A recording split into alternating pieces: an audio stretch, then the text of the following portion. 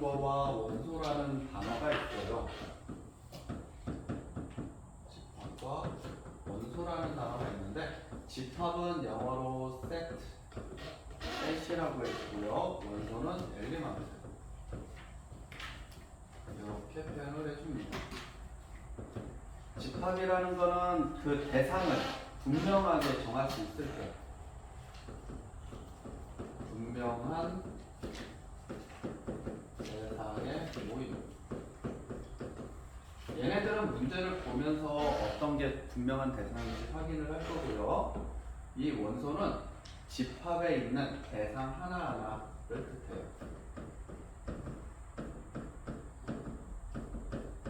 그래서 문제 1번을 보면서 어떤 게 집합이고 어떤 게 원소인지 봅시다.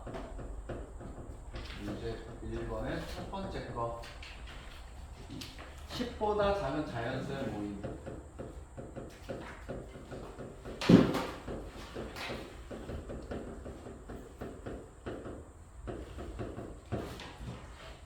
보다 작은 자연수라는 거는요 1, 2, 3, 4, 5, 6, 7, 8, 9 이렇게 나오네요. 이렇게 정확하게 우리가 딱 적어낼 수 있죠. 그럼 얘네들은 집합이에요. 이거 하나하나가 우리는 원소라고 해줍니다. 그래서 지금 거는 원소가 총 9개가 적혀 있죠. 그래서 원소의 개수는 얘네들은 9개다 라고 얘기도 할 수 있어요. 두 번째 거, 사물놀이에서 사용되는 전통 악기의 모임. 그래서 사물놀이 악기를 적어봅시다. 사물놀이 악기에는 징, 그 다음에 꽹과리, 그 다음에 장구, 그 다음에 부 이렇게 있죠. 그래서 얘네들도 정확하게 적어낼 수 있지. 그래서 얘네들도 집합이라고 해주고요. 이게 하나하나가 다 원소예요. 원소가 꼭 숫자뿐만이 아니고 이렇게 글로도 나타내 줄 수 있다라는 거예요. 이제 세 번째 거, 맛있는 과일의 모임.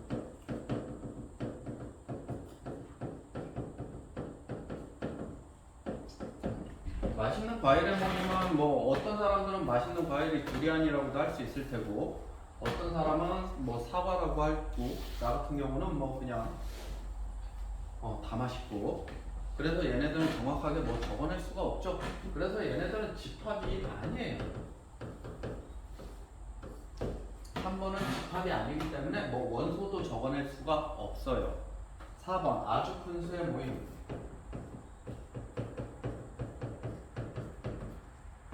아주 큰 수의 모임은 뭐 어린애들 한 3살, 4살짜리한테 얘기를 하면 100이 제일 큰 수가 될 수 있을 테고 또 선생님 같은 경우는 아주 큰 수는 3000, 뭐 어떤 사람들은 뭐 다른 숫자 뭐 정확하게 뭐 아주 큰 수의 모임을 나타낼 수가 없죠.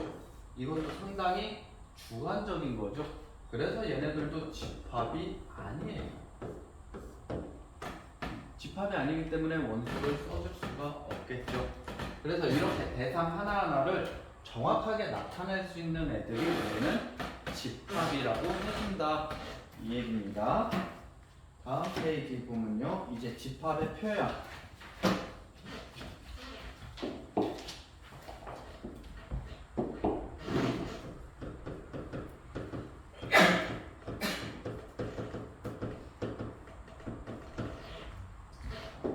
집합을 표현해 주는데 집합을 표현하는 방법이 여러 가지가 있어요.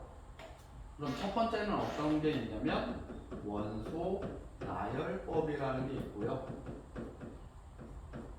그 다음에 조건 제시법이라는 게 있고,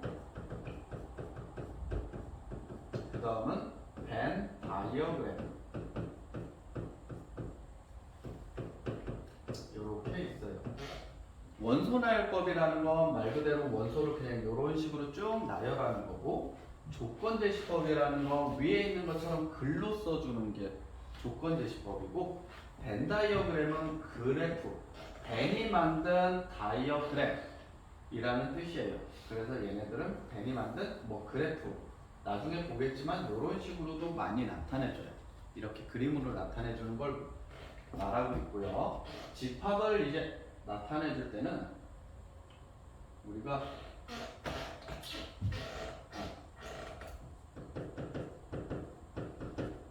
집합을 나타내는 기호, 집합을 나타내줄 때는 중괄호로 이렇게 표시를 해서 나타내줍니다. 그리고 이 안에 원소들을 써줘요. 근데 원소들을 써주는데 규칙이 좀 있어요. 가장 중요한 규칙은 어떤 거냐면 중복되는 것은 한 번만 쓴다.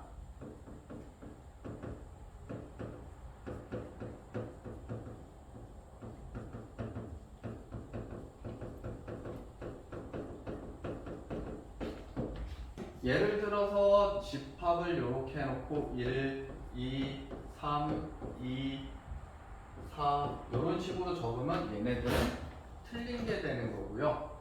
왜 그러냐면 2가 두 번 이렇게 적혀져 있기 때문에. 그래서 우리는 얘네들을 2를 한 번만 적어요. 1, 2, 3, 4 이렇게. 그래서 중복되는 거는 단 한 번만 적어주면 됩니다.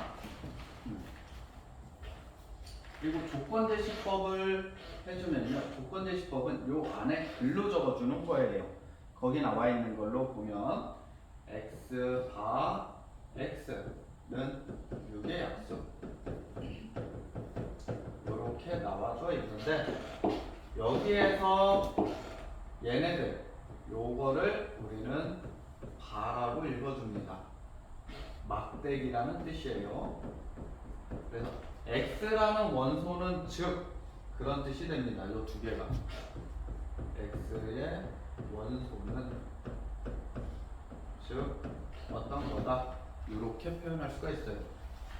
이거는 조건제시법인데 우리 조건제시법을 원소멸법으로도 표현할 수가 있겠죠. 6의 약수를 그냥 쭉 적어주면 돼요. 1, 2, 3, 6 이렇게 적어주면 됩니다.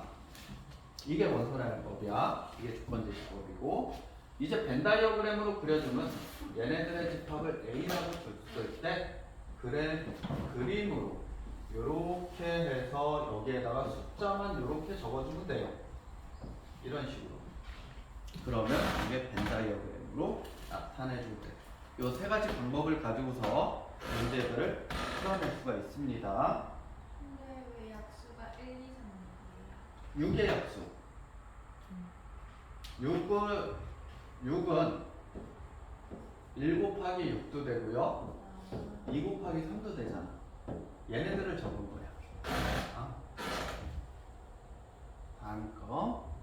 이제 집합의 원소.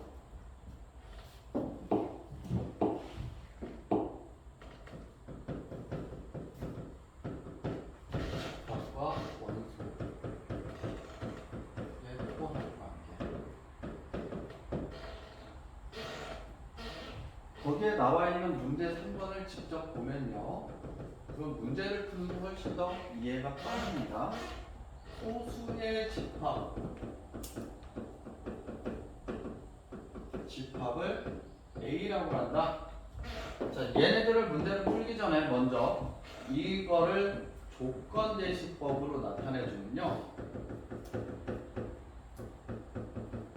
이렇게 나타내줄 수가 있어요. A라는 집합에서 이 원소들은 X라는 원소들은 X는 소수의 집합 이렇게 그냥 글로 간단하게 써주면 되고요. 얘네들을 원소 나열법으로 나타내주면요. A는 소수니까 1은 제외하고 2부터가 되겠죠.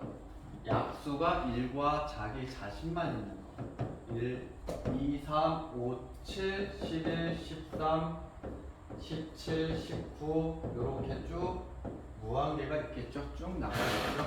이렇게 나타나는 걸 원소 나열법입니다. 이제 문제를 풀어봅시다.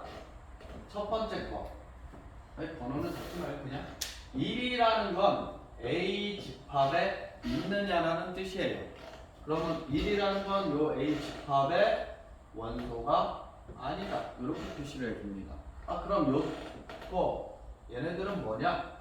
엘리먼트, 원소가 엘리먼트라고 그랬어요. 그래서 요 앞에 있는 입자를 변형을 시켜서 이렇게 만들어준 거예요. 이런 식으로. 그래서 이게 어떤 원소, 집합 A에 속하는 원소가 아니다. 이렇게 표현을 해줍니다.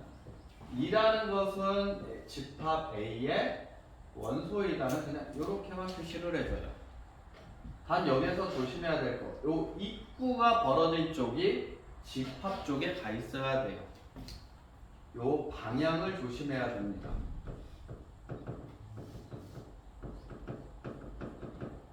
그 다음 거는 5가 있네요. 5라는 것은 집합 A의 원소가 아니다. 6이라는 건 집합 A의 원소이다. 이렇게 써주면 되겠죠. 만약에 얘네가 앞뒤가 좀 바뀌어 있어요. A가 앞에 있고 숫자 2가 뒤에 있으면 이 기호도 반대쪽으로 이렇게 적어줘야 됩니다. 다른 것도 마찬가지로 이렇게 기호를 반대쪽으로 이렇게 적어주면 되겠죠. 집합이라는 건 크게 두 가지 분류로 나눌 수가 있는데 유한 집합과 무한 집합으로 나눌 수가 있어요. 당연히 말뜻에서 알다시피 유한 집합은 개수가 정해져 있는 거, 무한 집합은 개수가 무수히 많은 걸 뜻해요. 그럼 유한 집합은 아까 6의 약수처럼 개수를 딱 셀 수 있는 것들 유한 집합이라고 하고, 위에서 했던 요 소수들의 모임, 소수들은 무한계있죠? 그래서 점점점으로 나타내는 게 무한 집합이에요. 자, 유한 집합에서 중요한 거는 공집합. 요걸 설명하기 위해서 그런 거예요.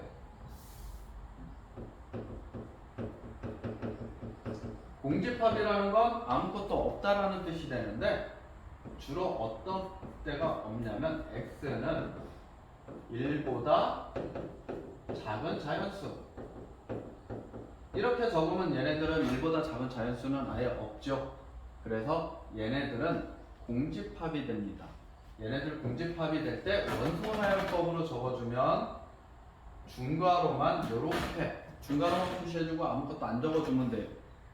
쓸 수 있는 게 없기 때문에. 그리고 기호로는 이렇게 0도 없다라는 뜻으로 이렇게 적어줍니다. 얘네들을 읽을 때는 공집합이라고도 읽고요. 또는 영어로는 파이라고 읽어줍니다. 그래서 아무것도 없다라는 뜻이에요. 그럼 공집합은 무한집합일지 유한집합일지 생각을 해봐야 되겠죠?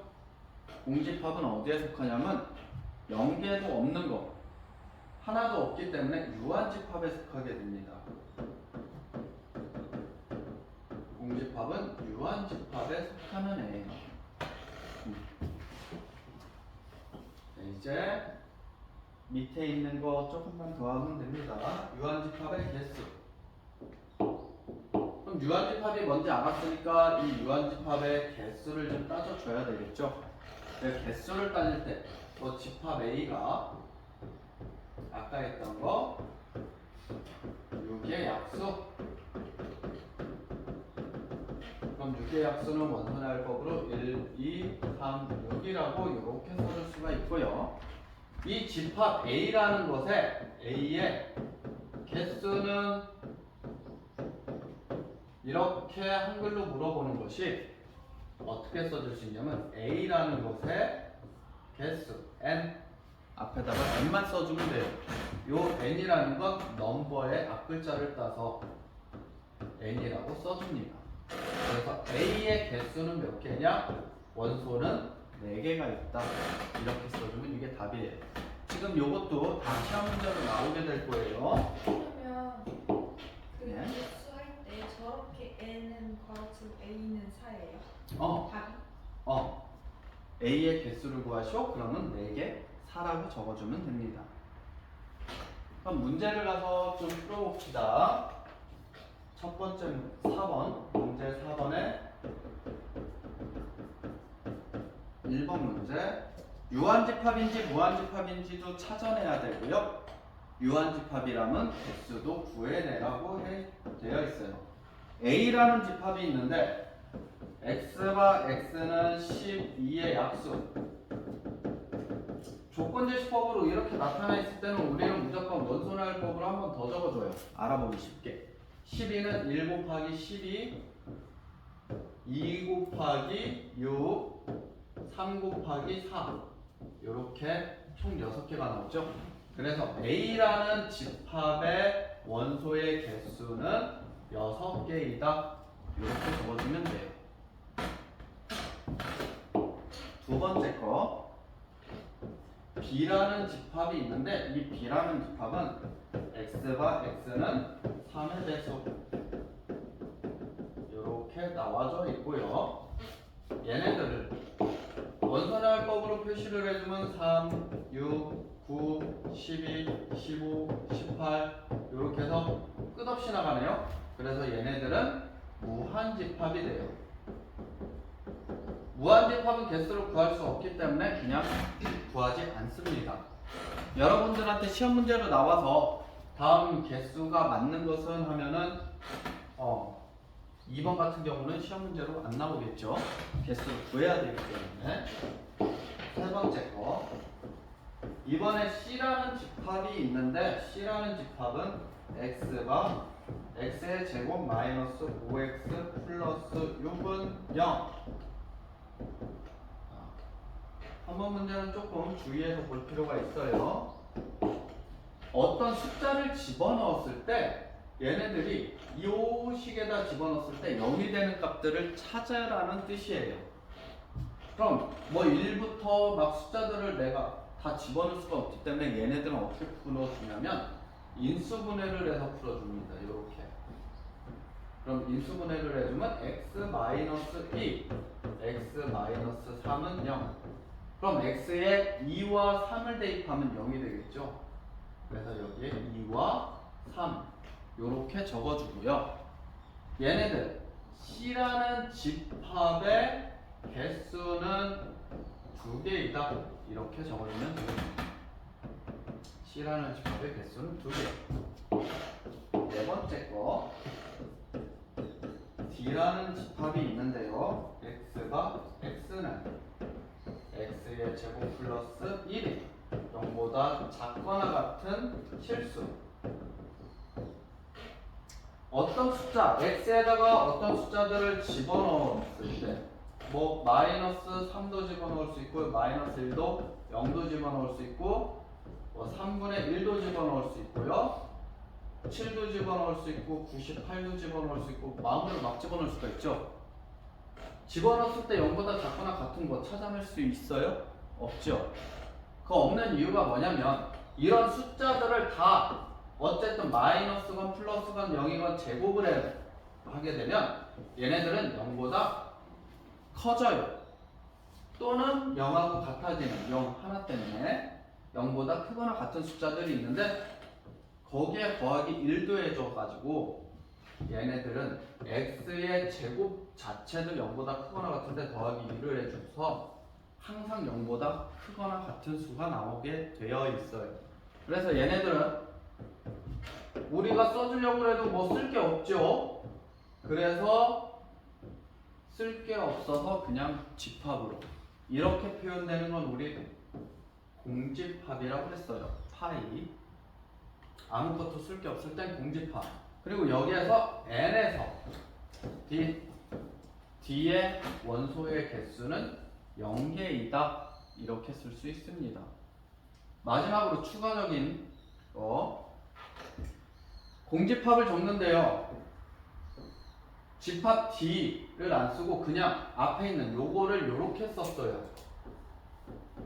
그럼 이 집합 안에 아무것도 없다라는 뜻입니다. 그럼 얘네들도 0이라고 적어주면 돼요.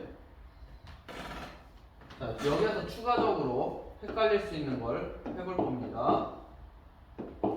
그러면 n 요렇게 적으면 이거는 몇 개가 될까요? 집합 안에 요렇게 생긴 모양이 한 개가 들어가 있다라는 뜻이에요. 그래서 얘네들의 개수는 1이라고 적어줍니다. 그럼 이번에는 집합이라고 안 하고 요렇게 표현을 했어요. 그럼 공집합의 개수는 하고 물어본 거기 때문에 얘네들은 0이라고 써줄 수가 있어요. 그리고 이렇게도 써줄 수가 있죠. 아예 그냥 쟤네들을 가져다가 여기에다가 다 써줄 수도 있어요.